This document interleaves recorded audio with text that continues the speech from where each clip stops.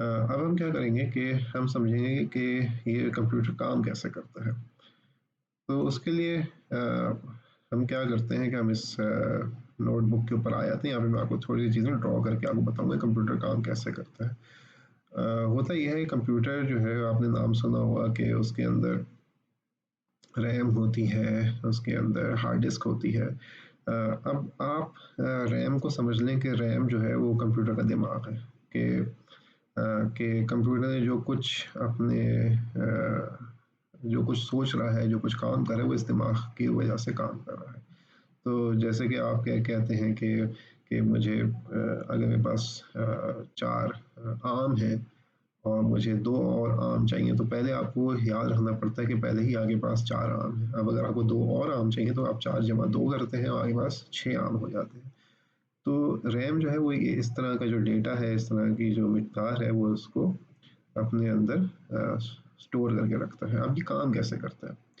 होता ये है कि जो आपकी रैम है वो रजिस्टर्स की बनी होती है। रजिस्टर्स ये होता है कि आप समझ लें कि छोटे-छोटे डिब्बे हैं जिनके अंदर आप कोई भी वैल्यू स्टोर कर सकते हैं। तो हम क्या करते हैं कि ये एक छोटा डिब्बा है, ये दूसरा छोटा डिब्बा है, ये तीसरा छोटा डिब्बा है और हम इसके अंदर कोई ना कोई वैल्यू डाल सकते हैं। अब है कि अब ये कैसे पता चलेगा ये कौन सा डिब्बा है, ये कौन सा डिब्बा है, ये कौन सा डिब्बा है?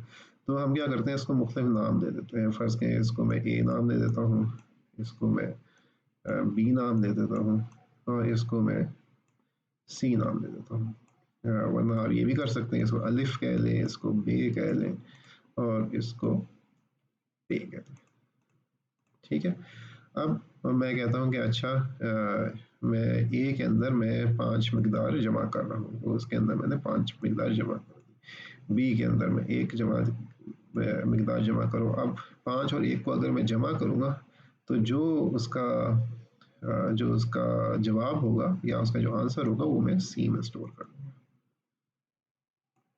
तो अब मैं क्या कर सकता हूँ कि अगर मैं इसको माइनस कर दूँ तो यहाँ पे मैं 4 स्टोर करूँगा। इसको मैं मल्टीप्लाई कर दूँ, ठीक है? तो यहाँ पे मैं 5 स्टोर करूँगा, ठीक है?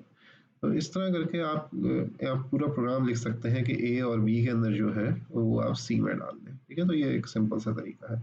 अब कंप्यूटर जो है वो क्या करता है कि इस पूरे को ए, बी और सी से नहीं जानता, वो इसको मुख्तलिफ उसने एड्रेस नंबर दिए होते हैं, एड्रेस। जैसे कि आप कहते हैं कि आपके घर का एड्रेस है, तो उसी तरह जो मेमोरी है उसका भी अपना एक एड्रेस होता है। तो फ़र्ज़ करें कि इसका एड्रेस है 0x1, ये है 0x2 और ये है 0x3।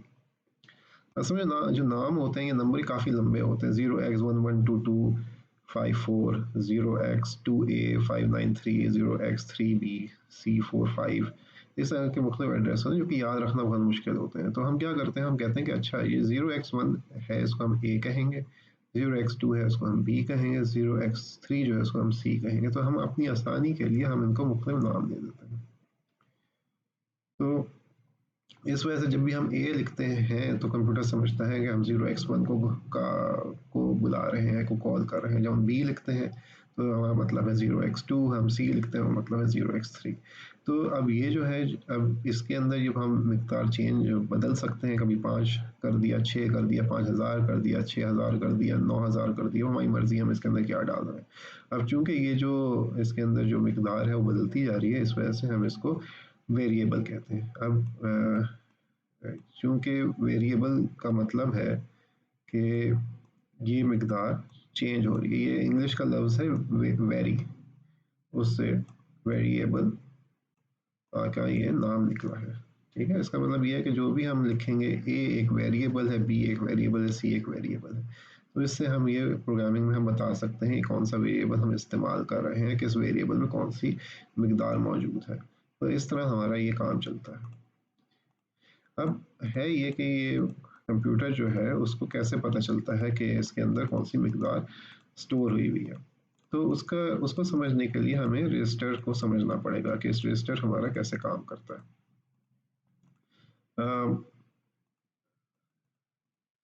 अब इसको करने के लिए अभी हम काम करते हैं, ये ज़रा सा इसको पूरा मिटा दें।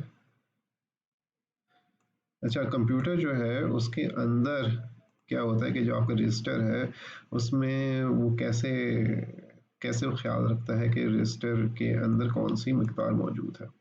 आपका जो रजिस्टर है वो मुख्तलिफ खानों में बटा हुआ होता है। हम क्या करते हैं अपनी आसानी के लिए सिर्फ 2 खाने करते हैं। ठीक।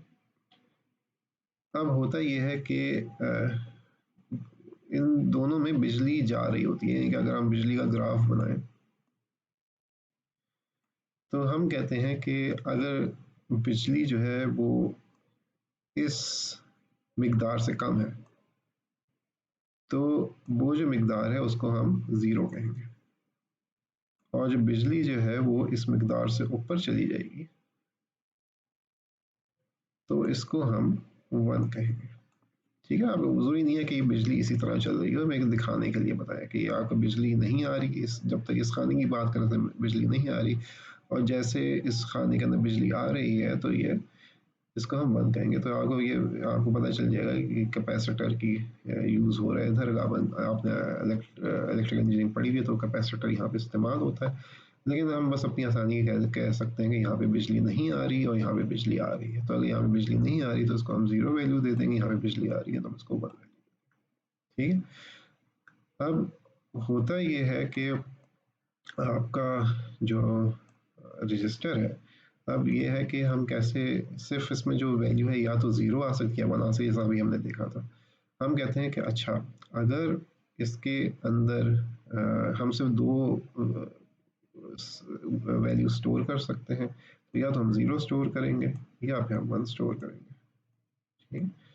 तो अच्छा, अब अगर हमारे पास दो रजिस्टर हैं तो इसका मतलब ये है कि हम इधर भी ज़ीरो स्टोर कर सकते हैं और हम इधर वन भी स्टोर कर सकते हैं। अब यहाँ पे ज़ीरो वन है, यहाँ पे ज़ीरो वन है।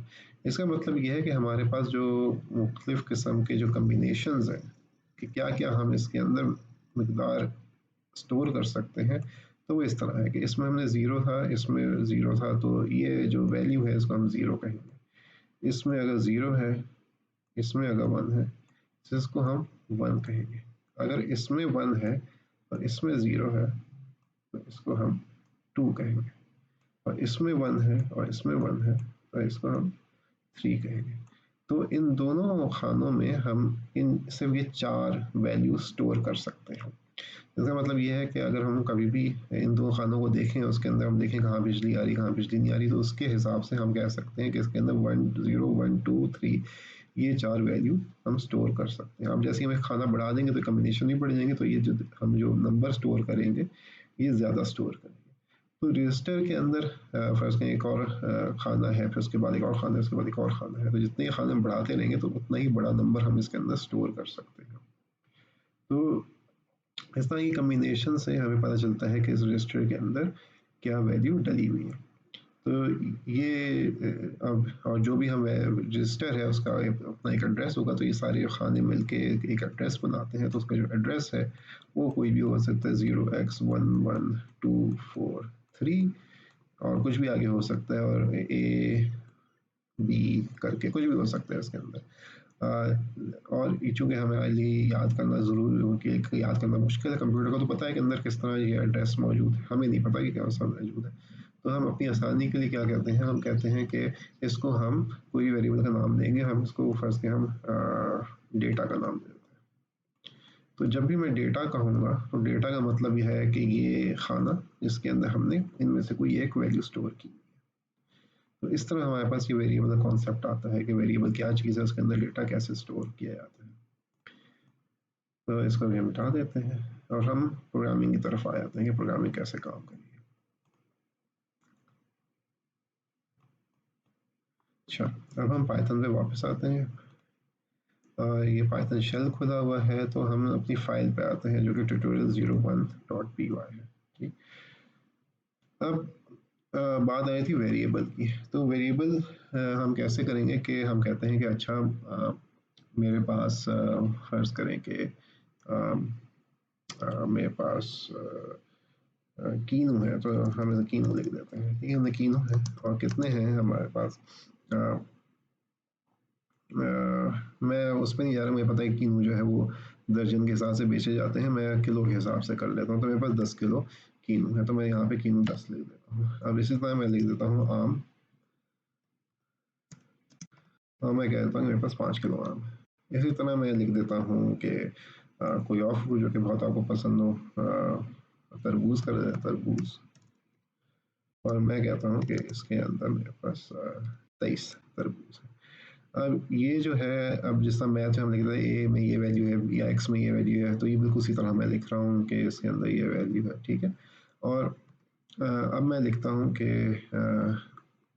कुल मिकदार कितनी है, ठीक है, तो मैं कुल लिख देता हूँ, कुल, ठीक है, ये मैं वेरिएबल है कुल, चाहे इसको छोटे से लिख देते हैं कुल। अच्छा, ख्याल रखिएगा कि कुल और कुल के, कैपिटल के और छोटा के, ये दोनों एक वेरिएबल नहीं है, ये फ़र्क है। ठीक है, अब मैं कुल लिखता हूँ, कुल को मैं कहता हूँ कि अच्छा कीनू जमा आम जमा तरबूज, ठीक है।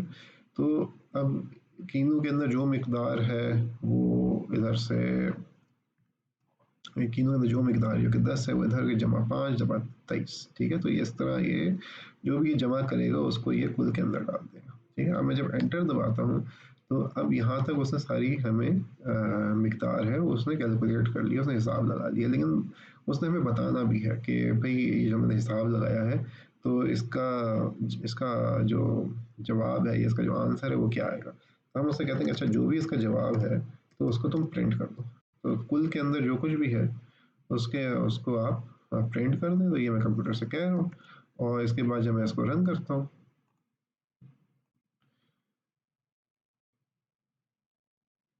38 इसने आंसर दे दिया, ठीक है। तो अब देखिए कितना आसान हो गया कि हमें पता चल गया कि हमें 38 किलोग्राम माल है। अब दूसरी आसानी क्या है कि आप फर्ज करें कि मैं 10 नहीं थे कीनू में, 100 थे, आम 5 नहीं थे, इसको ये 57 थे, और तरबूज जो थे 37 थे, चाहिए ये मैं कर देता हूँ। अब इसमें मैंने मिकदार बदल दी, बाकी मुझे कुछ बदलने की ज़रूरत नहीं है, ठीक है। तो अब मैं इसको फिर से रन करता हूँ, रन मॉड्यूल, और ये कहता है सेव करना है, ओके कर दें, और ये फिर उसका हिसाब किताब आ गया, ये इसने मुझे हिसाब किताब दे दिया। अब देखिए सारा काम कितना आसान हो गया। अब हम मुझे कोई भी काम करना होगा तो मैं आराम से यहाँ पे इसकी मिकदार बदल दूँगा, हमारे पास का जमा जमा वगैरह मैं कर सकता हूँ, मैं हिसाब लगा सकता हूँ। तो प्रोग्रामिंग जो है यहीं से शुरू होती है। अब कीनू 100 आम, कीनू आम तरबूज ये वेरिएबल के नाम हैं। अगर आप अंग्रेज़ी में रखना चाहते हैं तो आप ऑरेंज कर लें, इसको मैंगो कर लें,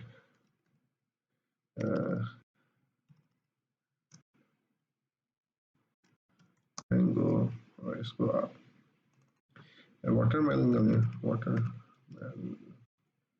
water melon, melon double A जाता है, सिंगल ए जाता है, याद नहीं, वाटरमेलन। तो अच्छा डबल एल का ऐसे सही रहा, छोड़ देते हैं, ठीक है। अब इसको, अब चूंकि हमने यहाँ पे ऑरेंज कर दिया है तो यहाँ पे भी ऑरेंज होना चाहिए। अब ये मैं क्या करूँ, डबल क्लिक करता हूँ, ये सब सिलेक्ट हो जाता है, इसको मैं कंट्रोल सी दबाता हूँ तो ये कॉपी हो जाता है, और यहाँ पे मैं सबको डबल क्लिक करके तो इसको सिलेक्ट करता हूँ, अपने कंट्रोल वी दबाता हूँ तो वो पेस्ट हो जाता है। इसी तरह वाटरमेलन कॉपी किया, इसको मैंने पेस्ट किया, और मैं इसको फिर से रन करता हूँ, कहता सेव करना है, ओके, और ये फिर से इसने वही जवाब मुझे दे दिया। तो इसका मतलब देखिए हमने वेरिएबल के नाम बदले हैं और उससे कोई फ़र्क नहीं पड़ा है। बस ये ख्याल रखना होता है कि नाम वही होने चाहिए। अगर हम नाम सही नहीं रखेंगे, फ़र्ज़ कि हमने गलती कर दी, आपने ये लिख दिया, और अब अगर मैं इसको रन करूँ तो अब देखें ये क्या आता है, कह रहा है कि कुल ऑरेंज उसने दिखाई है कि जो लाइन है इसमें मसला हुआ है, और लिखा है नेम एरर, नाम का एरर है कि Orang Orang is not defined, कि औरंग के नाम में कोई चीज़ नहीं है, तो इस वजह से उसने हमें ये एरर दिया है।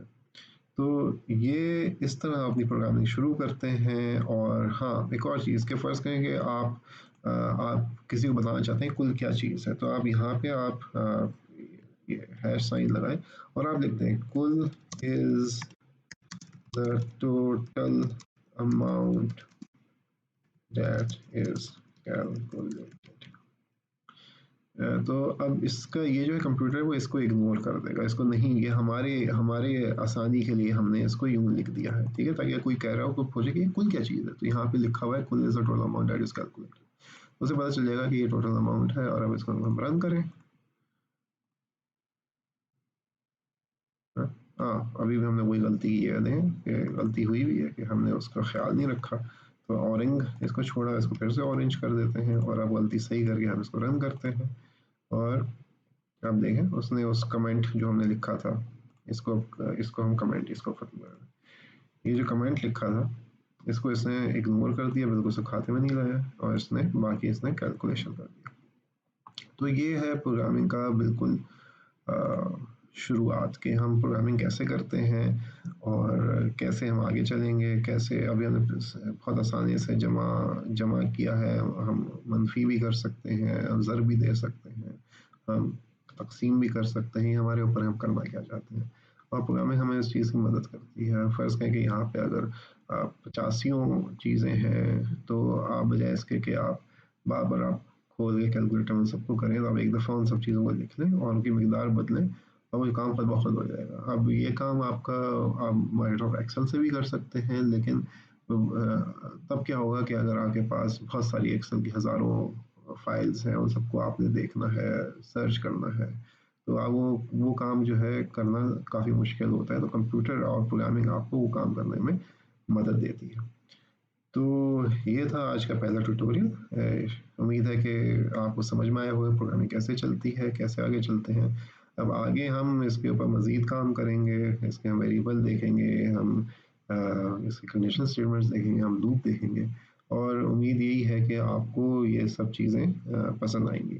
तो दिस इज़ इट। तो अब आपको अगली बार आपसे मिलते हैं, अगली वीडियो में आपको मज़ीद आगे प्रोग्रामिंग में लेके जाएँगे।